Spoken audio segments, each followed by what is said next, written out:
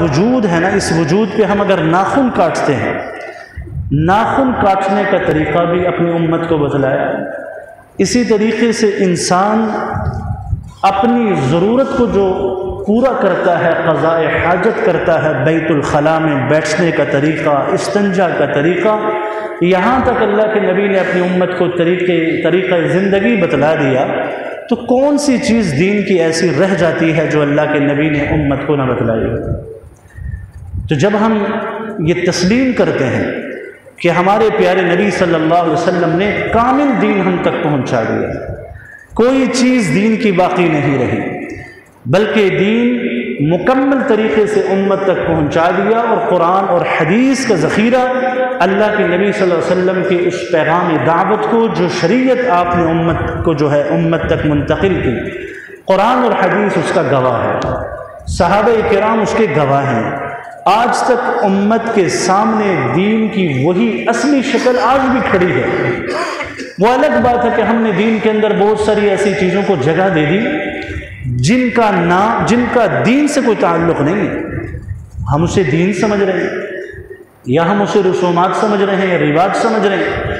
ہم نے تو دین کے اندر ان چیزوں کو جگہ دے دی، لیکن در حقیقت وہ دین کا حصہ نہیں ہے۔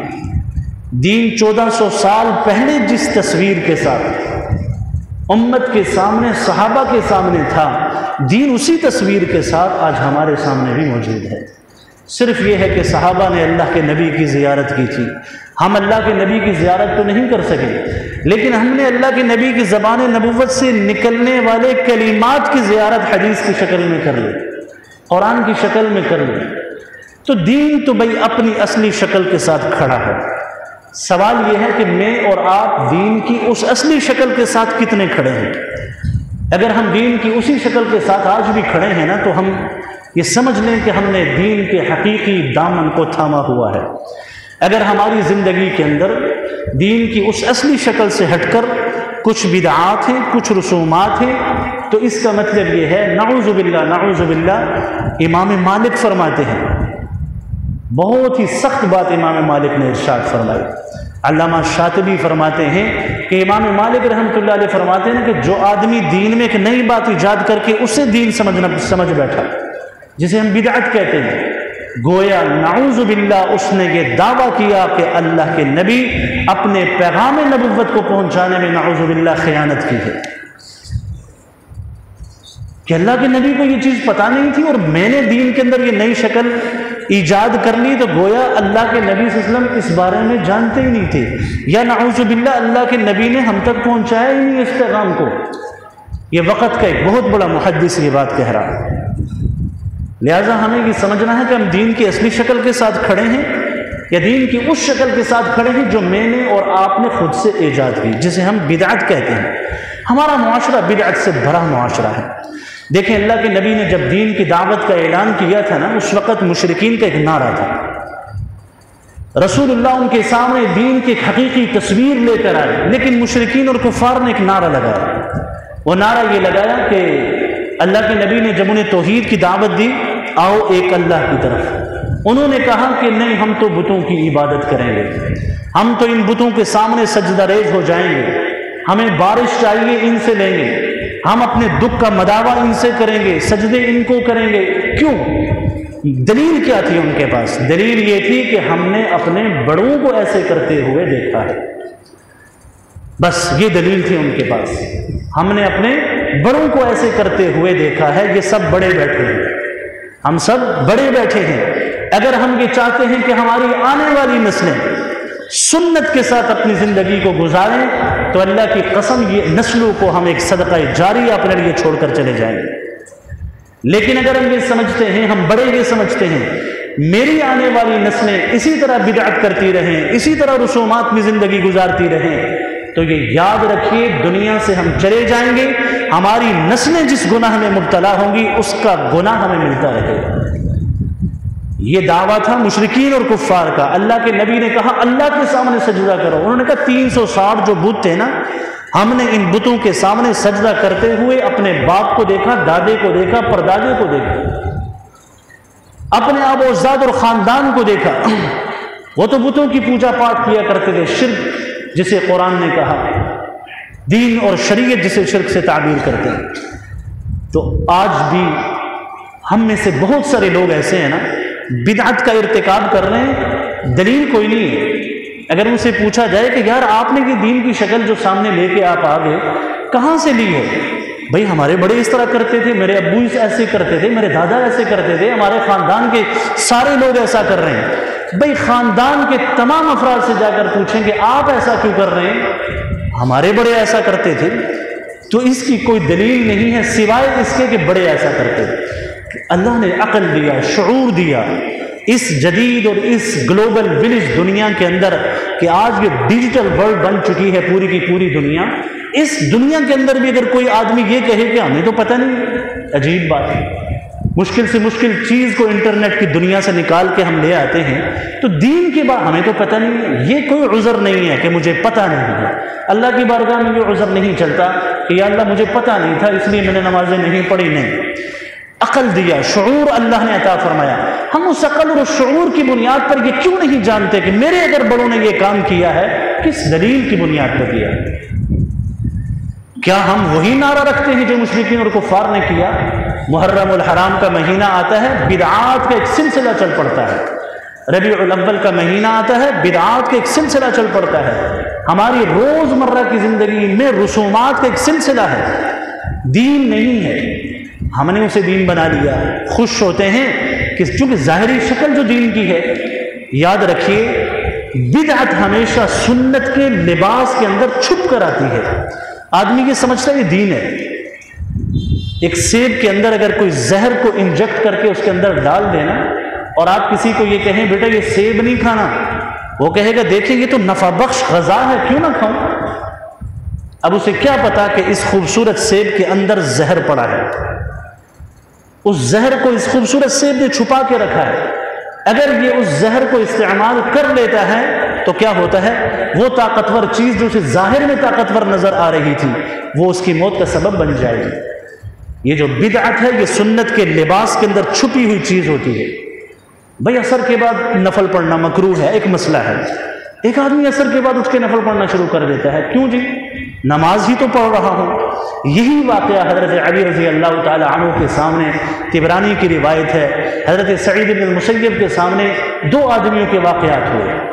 حضرت علی کے سامنے تو یہ واقعہ ہوا کہ عید سے پہلے ایک آدمی 2 نفل پڑھ رہا تھا۔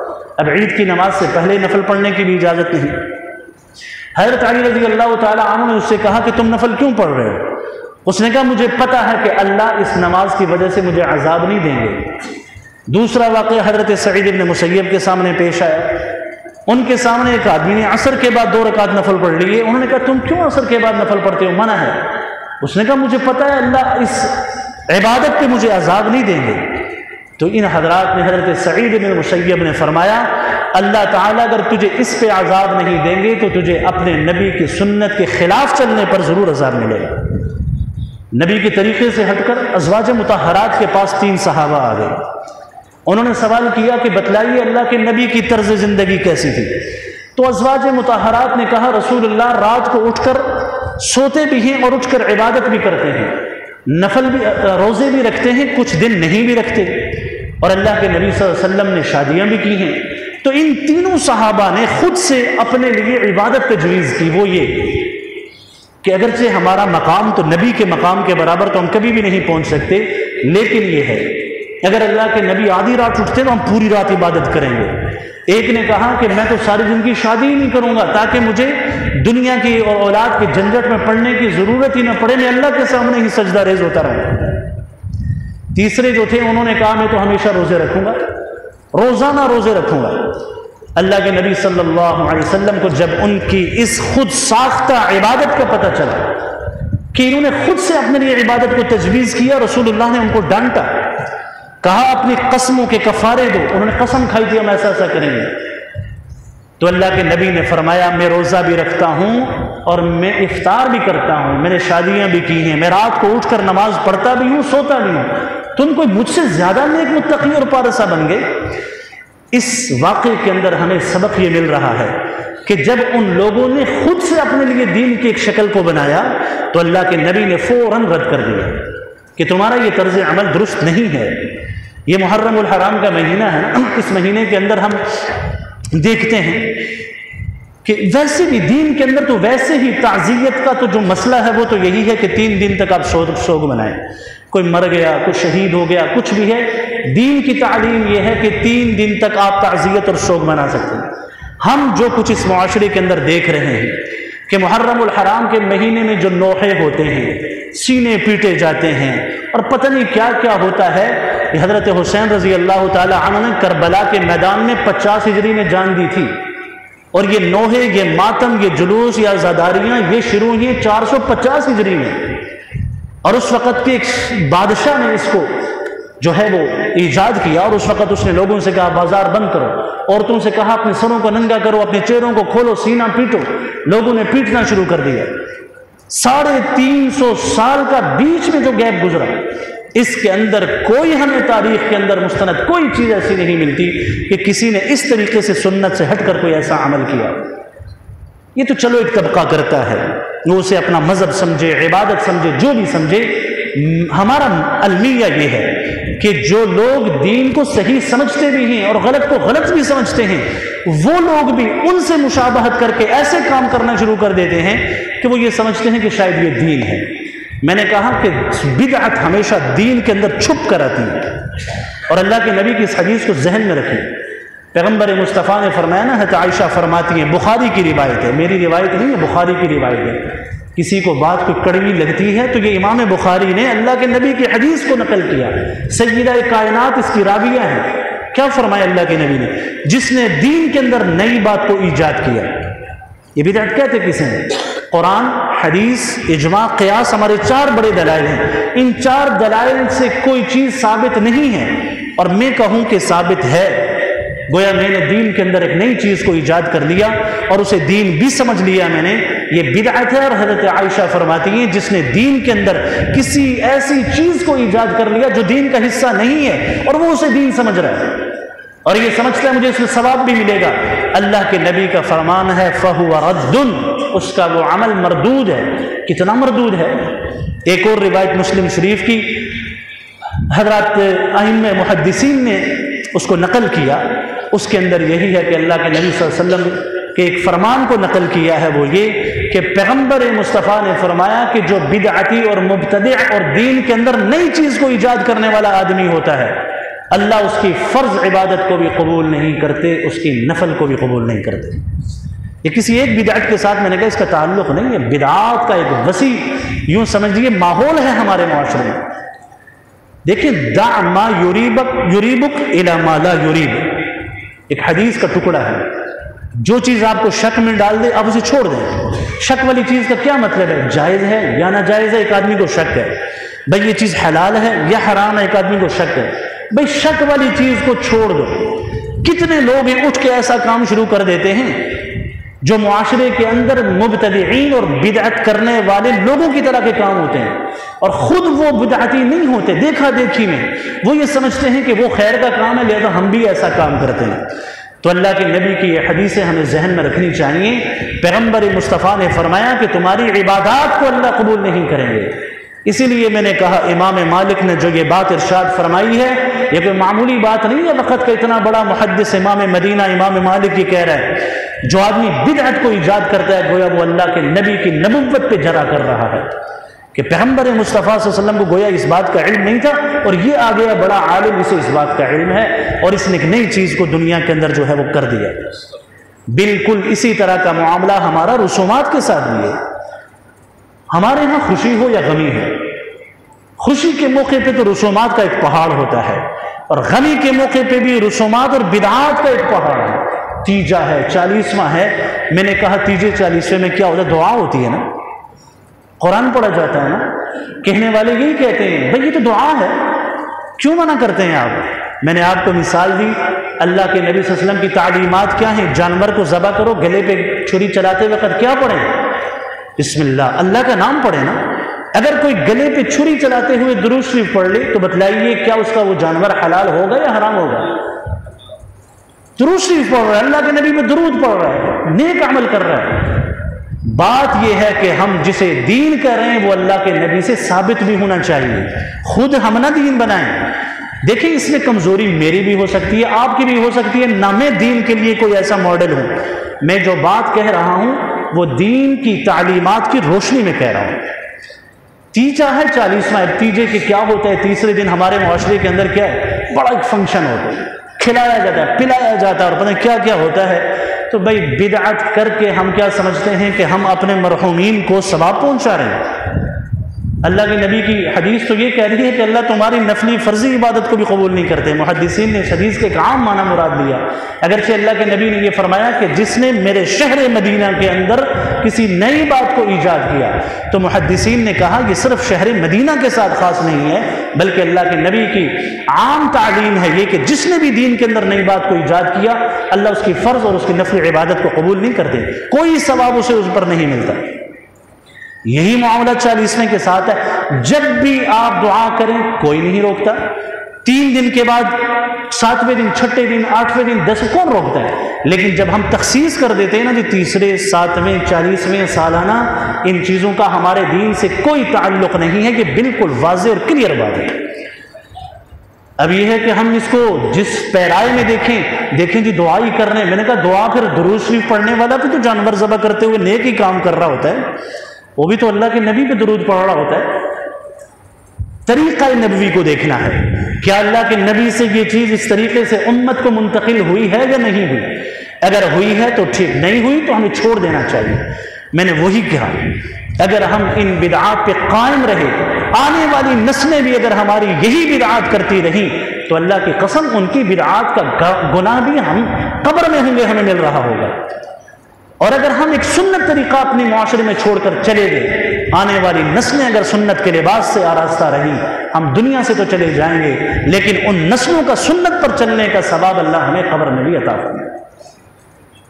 پھر کتنی ایسی رسومات ہیں، لوگ برتھ ڈے مناتے ہیں، جنم کا دن منایا جاتا ہے، بڑے اہتمام کے ساتھ کیک کاٹے جاتے ہیں، تصویریں ہوتی ہیں، مخلوط اجتماع ہے، عورتوں مرد عورت اکٹھے ہوتے ہیں، کیک کاٹے جاتے ہیں، موم بتیاں لگائی جاتی ہیں. یہ سارا کام ہماری غیر اقوام کر رہی ہیں. ہم نے ان کی اس تہذیب کو اپنے معاشرے کا ایک پارٹ آف لائف بنا لیا، بلکہ ہم تو اسے مذہب کا حصہ بنا چکے ہیں. نعوذ باللہ. لوگ سمجھتے ہیں کہ یہ بھی کوئی دین بن گیا ہے، اور اگر منع کیا جائے تو ڈٹائی کے ساتھ دلائل دینا شروع کر دیتے ہیں کہ یہ. بھائی ہم جس دن پیدا ہوئے ہم یہ خوشی تو منا سکتے ہیں کہ اللہ اس دن سے لے کر آج تک تو نے عافیت عطا فرمائی، تو نے بیماریوں سے بچایا، تو نے آزمائشوں سے بچایا، تو نے دین سے جوڑ کر رکھا، تو نے محبوب دو عالم کی اداؤں سے ہمیں جوڑ کر رکھا. ہم تیرا شکر ادا کرتے ہیں. اس اظہار تشکر میں آپ اپنے گھر کے بچوں کو کچھ کھلا پلا دیں تو اس میں کوئی حرج نہیں، لیکن یہ ہے کہ ہم وہ سارے کام کریں، مومبتیاں جلائیں، کیک کاٹیں، مرد و عورت کے اختلاط ہو، تصویر کشی ہو، اور پتہ نہیں کیا کیا ہو. تو یہ ساری کی ساری چیزیں اس کا دین سے کوئی تعلق نہیں ہے، یہ ہمارے دین سے باہر کی چیزیں ہیں. اب ہماری مرضی ہے ہم دین بنائیں. اللہ کے نبی کے صحابہ نے جب اپنی طرف سے دین کو ایک تشکیل کی کہ ہم روزے زیادہ رکھیں گے، ہم پوری رات عبادت کریں گے، تو اللہ کے نبی نے صحابہ کو روک دیا. تم نہیں ایسا کر سکتے. کسی نے تمہیں اختیار نہیں دیا کہ تم اللہ کے دین اور شریعت کے اندر ایک نئی چیز کو لے کے آ جاؤ. کیا فرمایا تھا اللہ کے نبی نے میدان اس اپنے آخری خطبہ حجۃ الوداع کے موقع پر، جب اللہ کے نبی نے یہ بات ارشاد فرمائی نا کہ صحابہ مفہوم یہ ہے کہ شاید اس سال کے بعد میری تم سے ملاقات نہ ہو سکے، اس وقت اللہ نے قرآن میں ایک آیت کو نازل فرما دیا، الیوم اکملت لکم دینکم، اے نبی آج کے دن میں نے دین کو مکمل کر دیا. اللہ کہتے ہیں میں نے دین کو مکمل کر دیا. ہم نے دین کے اندر نئی بات لا دی جس کا میرے قرآن اور حدیث سے تعلق نہیں ہے. نعوذ باللہ، گویا ہم اللہ کے دعوے پر بھی جرا کر رہے ہیں. اللہ تعالیٰ تو دین کو مکمل ہونے کا اعلان کر رہے ہیں. پیغمبر مصطفیٰ نے اپنے ترتیب زندگی امت کو بتلا دی، تکمیل دین ہو گیا. اب جو کام اللہ کے نبی اور صحابہ نے نہیں کیا میں کر رہا ہوں، گویا میں چیلنج کر رہا ہوں. لہٰذا یہ بدعت بہت بری چیز ہے، یہ رسومات بہت بری چیز ہے. ہمیں اپنے معاشرے کے اندر ان چیزوں سے بچنا چاہیے. آنے والی نسلوں کو بچائیں. دیکھا دیکھی میں سب کچھ ہو رہا ہے، دیکھا دیکھی میں بڑوں کو ایسے کرتے دیکھا، فلاں کو ایسے کرتے دیکھا. بھئی دیکھا یا نہ دیکھا، آپ کو جو چیز شک میں ڈال رہی ہے، آپ کی یہ ذمہ داری بنتی ہے آپ اہل علم کے پاس آ جائیں، ان سے رجوع کریں، ان سے پوچھیں، دین کا استناد اور سند کے ساتھ، دلیل کے ساتھ ان سے بات کریں، ان سے پوچھیں کیا میرے دین نے مجھے اس چیز کی اجازت دی ہے یا نہیں دی؟ اگر دین نے اجازت نہیں دی پھر اپنے نفس پر زور سے پاؤں رکھ کر ہمیں ان چیزوں کو چھوڑنا ہے اور اپنے معاشرے سے ان بدعات کا خاتمہ کرنا ہے۔ اچھا، ستم بالائے ستم کیا ہے؟ اگر آپ کے تیجے میں کوئی نہیں آئے گا یا آپ نے اگر کوئی فنکشن کیا کوئی نہیں آئے گا تو نہ آنے والے سے ناراض بھی ہوا جاتا ہے، کیوں نہیں آئے؟ یار ایک کام ہم غلط کر رہے ہیں اور اوپر سے کوئی اس غلط کام میں شریک نہیں ہو رہا تو اس سے ناراض کیوں ہو رہے ہیں؟ اس نے تو اللہ کے نبی کے دین اور سنت کو لیا ہے اور میں نے سنت سے ہٹ کر بدعت کو لے لیا ہے۔ تو لہٰذا یہ جتنی بھی بدعات شرعیہ ہیں، کیا مطلب؟ جنہیں ہم دین سمجھ رہے ہیں، ان بدعات شرعیہ کو ہم دین سمجھ کر اور اسے عبادت سمجھ کر، بعض لوگ دین جب سمجھتے ہیں تو عبادت بھی تو سمجھ لیا نا، تو جب دین سمجھتے ہیں، عبادت سمجھتے ہیں اور اس کا حصہ دین سے نہیں ہوتا تو پھر ہم اللہ کے نبی صلی اللہ علیہ وسلم کی ان فرامین کو اپنے دماغ میں رکھنا چاہیے۔ کیا فرمایا قرآن نے؟ اے پیغمبر، قسم اللہ کے نبی صلی اللہ علیہ وسلم کے بارے میں قرآن کے اندر اللہ نے یہ آیت نازل فرمائی، فَلَا وَرَبِّكَ لَا يُؤْمِنُونَ، تیرے رب کی قسم یہ لوگ اس وقت تک مومن نہیں ہو سکتے اے پیغمبر جب تک یہ آپ کو اپنے معاملات میں، اختلافات میں آپ کو حکم نہ بنائیں، آپ فیصلہ نہ کریں۔ جب تک اللہ کے نبی تھے وہ فیصلہ کرتے تھے، اللہ کے نبی نہیں ہیں تو اللہ کے نبی نے جو تعلیم امت کے سامنے چھوڑی ہے قرآن حدیث، جب تک ہم اپنے معاملات کا فیصلہ قرآن اور حدیث اور اسی طریقے سے اجماع قیاس کی جو ہمارے پاس دین کے بڑے دلائل ہیں ان کی روشنی میں نہیں کریں گے تو اس وقت تک ہم اپنے ایمان کے کمال کو نہیں پہنچ سکتے۔ اس لیے مہینہ محرم کا ہو اور اس میں دیکھا دیکھی فلاں نے ایسا کیا، فلاں، ان تمام تر بدعات کو ایک طرف رکھیں۔ اپنے دین کی میں نے کہا وہ شکل 1400 سال پہلے والا دین آج تک اپنی اصلی شکل کے ساتھ کھڑا ہے۔ بگاڑ میں نے پیدا کیا ہے، ہم نے بگاڑ پیدا کیا ہے۔ ہم ایک قدم اٹھائیں، اپنے دین کی اصلی شکل کے ساتھ جا کر کھڑے ہو جائیں، اللہ کی بارگاہ میں ہمیں اجر بھی ملے گا، پیغمبر مصطفیٰ کی سنت کو زندہ کرنے کا ثواب بھی ملے گا اور معاشرے میں ہم ایک صدقہ جاریہ چھوڑ کر نسلوں کو دے کر چلے جائیں گے۔ نہیں تو ہمیں اللہ کی بارگاہ میں اس کے بارے میں سخت پوچھ ہوگی۔ اللہ عمل کی توفیق عطا فرمائے۔